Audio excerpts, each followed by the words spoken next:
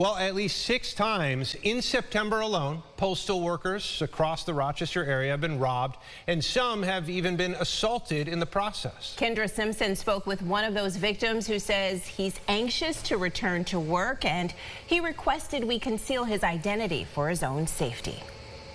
While the job of a postal worker may seem peaceful to the average resident, it's actually had the opposite effect recently with a string of violent attacks on postal workers, leaving some employees scared to return back to work. Well, there's a bunch of what ifs, but no, I'm not a what if that happened to me. It happened to other carriers. It's just traumatic.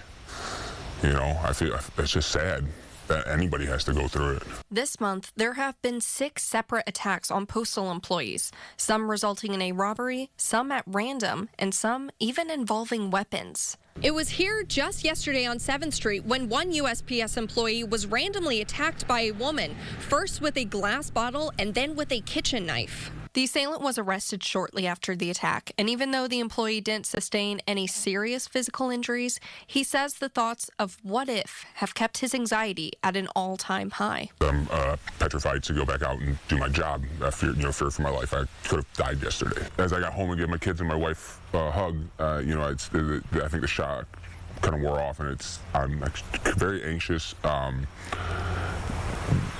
Unsure of, going back to work just because of the fear of that happening again. Or, there's no guarantee that won't happen again. No matter if I move to a different station or whatever, there's no guarantee something like that couldn't happen. I don't feel safe.